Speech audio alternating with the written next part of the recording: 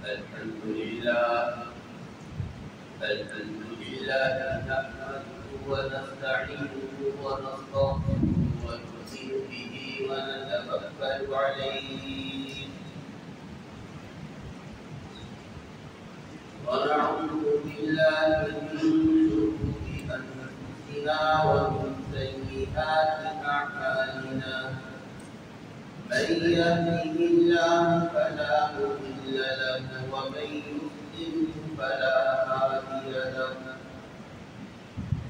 ونشهد أن لا إله إلا الله وحده لا شريك له ونشهد أن سيدنا سندنا نبينا ومولانا محمدا عبده ورسوله أما بعد فأعوذ بالله من الشيطان الرجيم بسم الله الرحمن الرحيم يا أيها الذين آمنوا ادخلوا في السلم كافة وقال النبي صلى الله عليه وسلم لا عدوى ولا طير ولا هامة أو كما قال النبي صلى الله عليه وسلم صدق الله العظيم وصدق رسوله النبي الكريم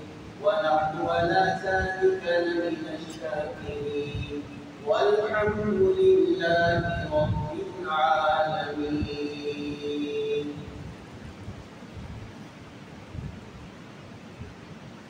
میرے انتہائی احترام السلام علیکم ورحمۃ اللہ وبرکاتہ. آپ جانتے ہیں یہ سفر مظفر کا اسلامی دوسرا مہینہ ہے. اس مہینے کے متعلق کچھ غلط باتیں معاشرے کا حصہ بنی ہوئی ہیں. آج سفر کے مہینے کے بارے میں کچھ باتیں عرض کریں. سفر اسلام کا دوسرا مہینہ ہے. پہلا مہینہ محرم کا، دوسرا مہینہ سفر کا کہلاتا ہے. اس مہینے کو شروع دن سے ہی جاہلیت کے دور سے ہی اس مہینے کو منحوس خیال کیا جاتا ہے. وجہ خصوصیت کی کیا خیال کیا جاتی ہے؟ وہ وجہ یہ قرار دی جاتی ہے کہ اس مہینے میں مصیبتیں، پریشانیاں، بیماریاں، موتیں کثرت سے واقع ہوتی ہیں. اس وجہ سے اس مہینے کو منحوس قرار دیا جاتا ہے. اور یہی وجہ ہے سفر کا لفظی معنی ہے خالی کر دینا، خالی ہو جانا. ان لوگوں کے گھر خالی ہو جاتے تھے، اموات کثرت سے ہوتی تھی. اس وجہ سے انہوں نے سفر کا مہینہ ہی اس کا نام سفر رکھا اور یہ ساتھ نظریہ چھوڑ دیا کہ یہ مہینہ منحوس مہینہ ہوتا ہے. حالانکہ حقیقت میں بات ایسے نہیں ہے. وجہ ان کے گھر خالی ہونے کی یہ تھی کہ اس سے پہلے 3 مہینے جو حرمت کے مہینے تھے وہ 3 مہینے تھے: ذوالقعدہ، ذوالحجہ، محرم. یہ 3 مہینے حرمت والے مہینے کہلاتے ہیں. ان مہینوں میں وہ لوگ جنگ و جدل سے رکے رہتے ہیں. جیسے ہی یہ 3 مہینے ختم ہوتے سفر کا مہینہ شروع ہو جاتا. وہ جو لڑائیاں رکی ہوئی تھی دوبارہ لڑائیاں عروج پر پہنچ جاتی، دوروں سے نکل آتے، قتل و غارت گری کثرت سے ہوتی، جس کی وجہ سے گھر بے امان ہو جاتے، موتیں کثرت سے ہوتی. اس وجہ سے انہوں نے سفر کو منحوس قرار دیا. حالانکہ یہ مہینہ اللہ کے نگاہ میں یا رسول اکرم صلی اللہ علیہ وسلم نے اس میں کسی نحوست کا کوئی طریقہ نہیں رکھا، کوئی ارشاد نہیں فرمایا. یہ اللہ کا بنایا ہوا مہینہ ہے. بس فرق یہ ہے کہ اللہ نے 12 مہینے بنائے، ان مہینوں میں 4 مہینے حرمت والے رکھے، باقی 7 مہینے وہ نحوست سے خالی ہیں۔ ان 12 مہینوں میں کوئی گھڑی، کوئی وقت، کوئی دن، کوئی مہینہ منحوس نہیں ہے۔ اور یہ در حقیقت نحوست کا کنسیپٹ اسلام کا ہے ہی نہیں۔ یہ کفار اور مشرکین کا نظریہ ہوتا تھا کہ وہ لوگوں کو چیزوں کو منحوس قرار دیتے۔ چنانچہ قرآن کریم نے انبیاء علیہ السلام کی دعوتوں کا تذکرہ کیا، اور جب ان کے پاس نبیوں کی دعوت آئی انہوں نے انکار کیا، اللہ نے ان کی معیشت کو تباہ کر دیا، ان کے حالات کو خراب کر دیا۔ وہ لوگ کہنے لگے، قرآن کریم کہتا ہے وَإِذَا جَاءَتْهُمُ الْحَسَنَةُ قَالُوا لَنَا هَٰذِهِ وَإِن تُصِبْهُمْ سَيِّئَةٌ يَطَّيَّرُوا بِمُوسَىٰ وَمَن مَّعَهُ۔ جب ان کے پاس بھلائی آتی کہتے یہ ہمارے بالکل کا حصہ ہے، اور جب ان کے پاس تنگی آتی تو وہ لوگ موسیٰ علیہ السلام اور ان کے پیروکاروں کو منحوس معاشرہ ٹھہراتے ہیں۔ ایسے ہی سورہ یاسین کے اندر انبیاء کا تذکرہ ہے، تو ان انبیاء کے بستیوں کے پاس اللہ کی دعوت لے کر پہنچتے تو وہ لوگ بھی یہ کہتے قالوا انا تطیرنا، وہ لوگ کہتے ہم تمہاری وجہ سے منحوس ہو گئے۔ اندازہ کریں کفار و مشرکین نے انبیاء علیہ السلام اور ان کے متبعین کو منحوس کرا دیتے۔ یہ سب سے پہلے کفار و مشرکین کی علامت ہے، ان کا نظریہ ہے چیزوں کے اندر، مہینوں کے اندر، روزوں کے اندر نحوست ہے، جبکہ اسلام کے اندر کسی چیز کے اندر نحوست نہیں ہے۔ آپ صلی اللہ علیہ وسلم نے فرمایا اگر کوئی فرض والمحال کسی چیز میں نحوست ہوتی تو گاڑی میں، سواری میں نحوست ہوتی، عورت میں نحوست ہوتی، مکان میں نحوست ہوتی۔ جب ان 3 چیزوں میں نحوست نہیں ہے پھر کسی چیز کے اندر کوئی نحوست نہیں ہے۔ بلکہ رسول اللہ صلی اللہ علیہ وسلم نے ارشاد فرمایا الطیرۃ شرک، الطیرۃ شرک، تیسری دفعہ بھی فرمایا الطیرۃ شرک، یہ منحوسیت کا خیال رکھنا یہ شرک ہے، یہ شرک ہے، یہ شرک ہے۔ ایک اور حدیث میں رسول اللہ صلی اللہ علیہ وسلم نے ارشاد فرمایا وَمَن يَتَرَدَّدْهُ الطِّيَرَةُ، جس شخص کو کسی کام سے واپس منحوسیت کے خیال نے واپس کیا، کوئی مکان بنانے لگا، کہنے لگا یہ سفر کا مہینہ منحوس ہے میں نہیں بناتا، شادی کرنے کا ارادہ کیا، کہنے لگا کہ یہ سفر ہے یہ بھاری ہوتا ہے، منحوس ہوتا ہے، میں شادی نہیں کرتا۔ جس شخص کو کوئی نظریہ نحوست کے نظریے سے کسی کام سے رک جائے، رسول اللہ صلی اللہ علیہ وسلم نے فرمایا فقد اشرک، اس شخص نے اللہ کے ساتھ شریک کیا۔ صحابہ کرام نے عرض کیا فما کفارۃ ذالک، یا رسول اللہ اس کا کفارہ کیا ہے؟ آپ صلی اللہ علیہ وسلم نے فرمایا ان یقولوا، وہ یہ بات یہ کہے لا خیر الا خیر عند اللہ ولا خیر الا خیر عند اللہ ولا الہ غیرہ، وہ شخص یہ کہے کہ نحوست نہیں ہوتی مگر اللہ کے حکم کے ساتھ، اور خیر نہیں بنتی مگر اللہ کی اجازت کے ساتھ، اور اللہ کے علاوہ کوئی معبود نہیں۔ تو بھائیو نحوست کا خیال رکھنا یہ کفار اور مشرکین کی علامت ہے۔ اسلام کی خوبی یہ ہے کہ اسلام نے نہ کسی جگہ کو، نہ شخص کو، نہ دین کو، نہ گھڑی کو منحوس قرار دیا ہے، بلکہ ان لوگوں کے لیے آپ صلی اختیار کی جو لوگ ساری زندگی کسی کو منحوس قرار نہیں دیتے. آپ صلی اللہ علیہ وسلم نے ارشاد فرمایا روز محشر میں سارا عالم جمع ہوگا, ابھی حساب شروع نہیں ہوگا تو اللہ رب العالمین اپنے دست مبارک سے 3 مٹھیاں اٹھائے گا مخلوق میں سے اور بغیر حساب کے ان کو جنت میں داخل کرے گا. اور کتنے لوگ ہوں گے؟ 70,000 لوگ ہوں گے اس ایک مٹھی میں, اور ایک آدمی کے ساتھ پھر 70,000 ہوں گے. ایک مٹھی کے اندر یہ ہوگا کہ اتنی بڑی مقدار وہ اللہ بغیر حساب کتاب کے ان کو جنت میں داخل کر دے گا. صحابہ کرام بڑے حیران ہوئے, پوچھا یا رسول اللہ یہ کون لوگ ہیں؟ آپ نے فرمایا یہ وہ لوگ ہیں جن کے اندر 4 قسم کی خوبیاں پائی جاتی ہیں. فرمایا یا رسول اللہ وہ خوبیاں کون سی ہے؟ فرمایا وہ الذین لا یتطیرون, یہ وہ لوگ ہیں جو کسی چیز کو منحوس قرار نہیں دیتے.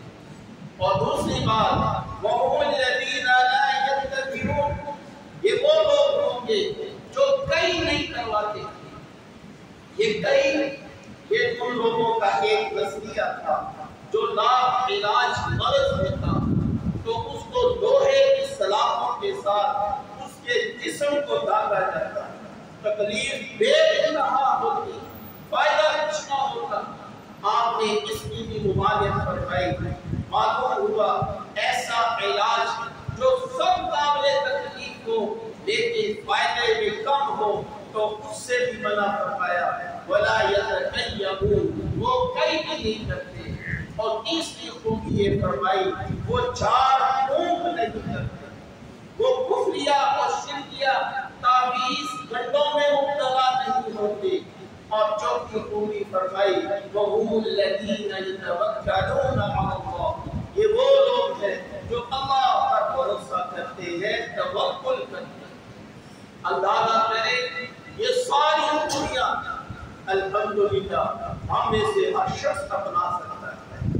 اللہ پر توکل کرنا, غلط جھاڑ پھونک سے توبہ کرنا, اور کسی چیز کو منحوس قرار نہ دینا اور کئی نہ کرنا, یہ کتنی 4 عمدہ صفات میں.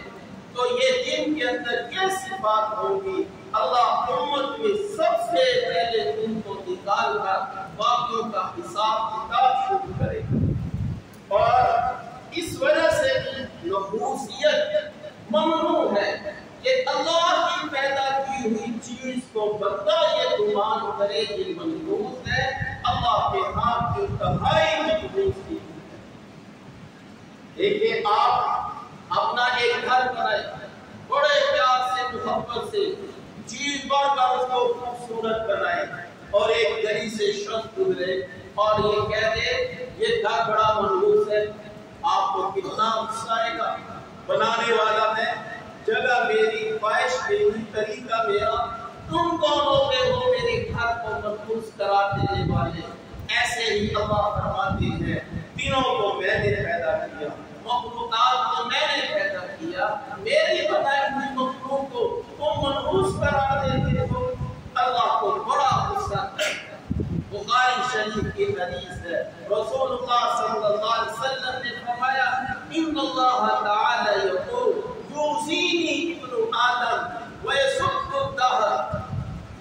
آپ صلی اللہ علیہ وسلم نے فرمایا اللہ یہ فرماتا ہے ابن آدم مجھے تکلیف دیتا ہے اور مجھے برا بلا کہتا ہے, ویسب الدہر, اور زمانے کو تو گالیاں دیتا ہے, زمانے کو منحوس قرار دیتا ہے. فرمایا انا الدہر وانا اکلم اللیل والنہار, زمانہ میں ہوں, زمانے کو چلانے والا میں ہوں, دن رات کو بنانے والا چلانے والا میں ہوں. تو میرے کیے ہوئے باتوں کو تم کہتے ہو منحوس ہے, اس سے اللہ کو تکلیف ہوتی ہے. بھئی اللہ کو کوئی تکلیف نہیں دے سکتا. مطلب اس حدیث کا یہ کہ اس نے اللہ کو تکلیف دینے والا عمل کیا جس سے اللہ کو غصہ آیا. لہذا بھائیو یہ صبر کا مہینہ منحوس نہیں ہے. رسول اللہ صلی اللہ علیہ وسلم نے اپنے واشگاہ میں الفاظ میں یہ اعلان فرما دیا. آپ نے فرمایا ولا حوا ولا سفر ولا حام. آپ نے ارشاد فرما دیا لوگوں یہ چھوٹ کی بیماری کا نظریہ غلط ہے, یہ غلط نظریہ ہے. آپ نے فرمایا ولا سفر, سفر کو منحوسیت کا خیال رکھنا غلط ہے. اور آپ نے فرمایا کوئی سفر کے مہینے میں دودھ پنیر نہیں لاتے, جنات نہیں لاتے. یہ آپ واشگاہ اعلان فرما دیا. لیکن کتنے تعجب کی افسوس کی بات ہے, ہم لوگ عورتیں اور وہ ہندوانہ نظریات جو اسلام سے پہلے ہمارے آباء و اجداد میں پائے جاتے تھے, آج وہ نظریات مسلمان ہونے کے باوجود بھی ہمارے اندر سے نہیں ہیں. آج بھی لوگ شادی کا جب سوچتے ہیں اور یہی کہتے ہیں, اور عورتوں بالخصوص عورتیں یہ کہتی ہیں یہ سفر کا مہینہ ہے, یہ بھاری مہینہ ہے, اس میں شادیاں کامیاب نہیں ہوتی, مکان نہیں بنائے جاتے اور کاروبار اکثر مانگ پڑے رہتے ہیں. اس وجہ سے مارکیٹوں میں کہ یہ پہلا مہینہ اس سے پہلے محرم کا تھا, وہ بھی شوق کا مہینہ ہے, اور یہ سفر کا مہینہ یہ لوگ منحوس سمجھتے ہیں. اب جب ربیع الاول آئے گا لوگ کاروبار کھلیں گے, اب لوگ مارکیٹوں میں آئیں گے. اندازہ کریں یہ بات کتنی غلط ہے.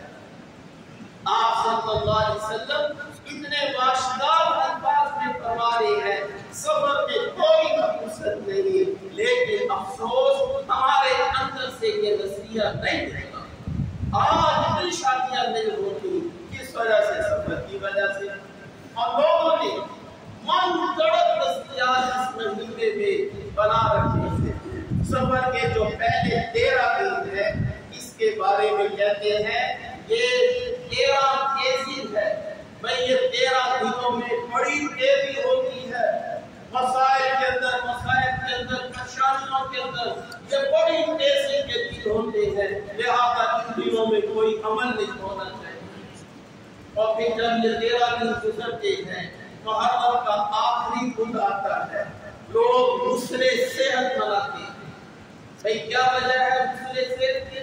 کہ آپ صلی اللہ علیہ وسلم بیمار ہوئے تھے اور آپ نے خود یہ دن غسل فرمایا تھا, اس لیے ہم بھی غسل فرما کر بیماریوں سے اپنے آپ کو دھوتے ہیں.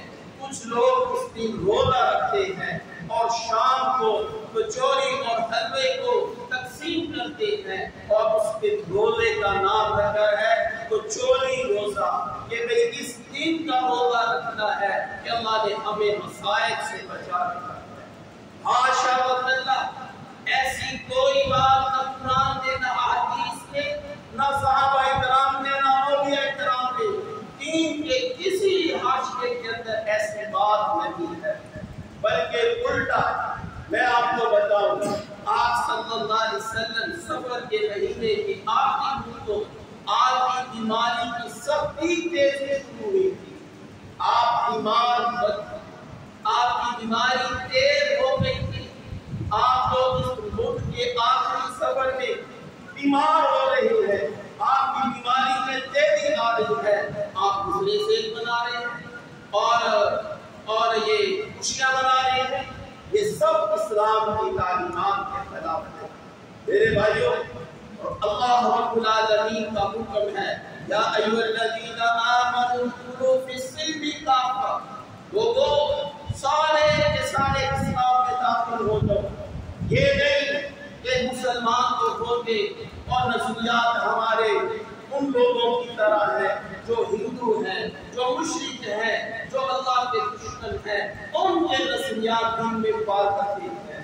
جب وہ نظریات اور حیثیت کا خیال ہمارے دل کے اندر ہوگا, اللہ ہم سے کیسے راضی ہوگا, یہ بندے کیسے مجھے سجدہ کرتے ہیں, میری بنائی ہوئی چیزوں کو منحوس قرار دیتے ہیں. ہاں ایک بات یاد رکھنا, اللہ نے کوئی چیز منحوس نہیں بنائی, لیکن اللہ نے نام فرمانیوں میں نحوست رکھی ہے. اگر نحوست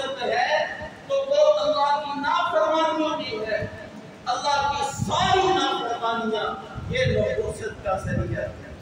اگر اللہ کی نافرمانی جس جگہ میں کی جائے وہ جگہ بے برکتی ہو جاتی ہے، اور جس گھر میں کی جائے وہ گھر بے برکت ہو جاتا ہے۔ یہ اللہ کی نافرمانیوں کا یہ سزا ہوتی ہے، یہ اس کے اوپر اللہ کی نافرمانیاں ہوتی ہیں۔ آج بھی قوم عاد قوم سمود کے علاقے موجود ہیں، وہاں کا پانی آج بھی کڑوا ہے، وہاں آج بھی مچھلیاں پیدا نہیں ہوتی، اور وہاں آج بھی ان جانوروں کے بچے نہیں ہوتے، اور مشرکین منافقین نے جو مسجد ضرار بنائی، آج بھی اگر آپ جمعہ میں جاتے ہیں نماز پڑھتے ہیں وہ جگہ آج بھی بے امان ہے۔ کیوں جگہ اس کے اندر نفرت ہے؟ انہوں نے اللہ کی نافرمانی میں، اللہ کے رسول کی دشمنی میں مسجد کی بنیاد رکھی تھی، اس وجہ سے اس جگہ میں نفرت آ گئی۔ قوم عاد اور قوم سمود کی جگہ میں اللہ کی نافرمانیوں کی وجہ سے ان پر عذاب طاری ہوا، اس عذاب کی وجہ سے وہ جگہ منحوس بنی ہے۔ ایسے ہی وہ دکانیں جو کسی یتیم کا مال لے کر دکان بنی ہوتی ہے، یا وہ گھر جو کسی یتیم کے مال پر قبضہ کیا ہوتا ہے، وہ بھی جگہ منحوس ہو سکتی ہے، اس وجہ سے کہ اس کے اندر ظلم ہوا ہے۔ یہ بچوں کا مال ہڑپ کیا گیا ہے۔ کتنا ہم دیکھتے ہیں کچھ جگہ ایسی ہوتی ہیں جہاں جو بھی کرایہ دار آتا ہے نہیں پڑھ پاتا، نہیں کام کامیاب ہوتا۔ کیوں نہیں ہوتا؟ اگر غور کریں گے تو آپ اللہ کی نافرمانی نظر آئے گی۔ تو اللہ کی نافرمانیوں میں نحوست ہے جو ہم چھوڑتے گئے ہیں اور پھر الزام دے دیتے ہیں سفر کے مہینے کو، لہذا یہ سفر کا مہینہ منحوس نہیں ہے۔ کتنی صحابیات اور آپ صلی اللہ علیہ وسلم کی شادیاں بھی سفر کے مہینے میں ہوئی ہے، اور بھی بڑے بڑے عظیم شان صحابہ کرام کی شادیاں سفر کے مہینے میں ہوئی ہیں۔ جب صحابہ کرام شادیاں کر سکتے ہیں تو آپ لوگ کیوں نہیں کرتے؟ آپ بھی اس منحوسیت کا حصہ کیوں بنے ہوئے ہیں؟ یہ بات لوگوں کو بھی سمجھانی چاہیے کہ یہ مہینہ منحوسیت کا نہیں، اللہ کی ناراضگی پیدا ہوتی ہے مہینے کو لوگوں کو منحوس قرار دینے سے۔ ایسے ہی وہ عورتیں بھی بڑا اللہ کا ظلم اللہ کی پکڑ میں آتی ہے جو یہ کہہ دیتی ہے یہ بہو منحوس ثابت ہوئی ہے، جب سے یہ آئی ہے ہمارے بچے کی روک بھی چلی گئی ہے، فنا ہوا ہے۔ حاشا اللہ، اللہ کی بنائی ہوئی مخلوق کو ایک بیٹی جو اللہ کی امانت تھی، اس امانت کو آپ منحوس قرار دیں گے، اللہ کی نگاہ میں ضرور ملیں گے اور اللہ کی پکڑ بھی ضرور آئے گی۔ لہذا نہ کسی بچیوں کو منحوس قرار دیں، نہ کسی مہینے کو، اور نہ کسی دن کو، نہ کسی شخص کو کہنا کہ تیرا چہرہ منحوس ہے اور تیرے چہرے کی منحوسیت کی وجہ سے ایسا ہوا ہے۔ یہ بہت بڑا گناہ ہے، یہ شرک کے برابر گناہ ہے۔ اور ایک بادشاہ تھا، اس کا نظریہ تھا منحوسیت کا، اس نے یہ نظریہ بنا رکھا کہ فلاں میرا نوکر یہ منحوس ہے، جب میں اس کی صورت و شکل دیکھ لیتا ہوں میرا دل پریشانی کے عالم میں گزرتا ہے۔ نوکر کو حکم دے دیا کہ خبردار صبح کے وقت میں تو نے مجھے اپنا چہرہ منحوس نہیں دکھانا۔ اب نوکر سارا دن صبح چھپا رہتا، ایک اتفاق سے کسی ضرورت کی وجہ سے دونوں کا سامنا ہو گیا۔ بادشاہ نے کہا تو بڑا منحوس ہے، حکم دے دیا کہ اس کو شام کا کوڑے مارے جائے اور سزا دی جائے۔ جب سزا دی گئی بادشاہ نے کہا میں نے تجھے کہا نہیں تھا کہ تو منحوس ہے اور تو اپنا چہرہ چھپایا کر۔ تو وہ ملازم کہنے لگا بادشاہ سلامت، پتہ نہیں آپ میرا چہرہ منحوس ہے کہ نہیں، لیکن آپ کا چہرہ ضرور منحوس کہ آپ کو میں نے دیکھا، آپ کو تو کچھ نہ ہوا لیکن مجھے سارا دن جھوٹے پڑے۔ یہ در حقیقت چیزیں منحوس نہیں ہوتی بلکہ نحوست انسان کے اندر ہوتی ہے۔ یہ ایسے ہے جیسا ایک بدصورت حبشی تھا اور وہ جنگل میں رہتا تھا، اس کو ایک دفعہ راستے میں ٹوٹا ہوا شیشہ ملا اور اس نے شیشے میں دیکھا کو اپنی شکل نظر آئی، اتنی خوبصورت، کہنے لگا یہ کیا شیشہ، اتنا خوبصورت شیشہ، اس کی خوبصورت کے لیے اتنا کافی تھا کہ اس کے مالک نے اس کو پھینک دیا ہے، لہذا میں بھی اس کو پھینک دیتا ہوں۔ یہ در حقیقت ایسا ہی ہوتا ہے، ہمارے اعمال میں نفوست ہوتی ہے، ہم دوسروں کو برا بھلا کہہ دیتے ہیں، دوسرے برے ہیں، حالانکہ ایسا نہیں ہے۔ اللہ سے دعا ہے کہ اللہ ہمیں دین کی صحیح سمجھ نصیب فرمائے۔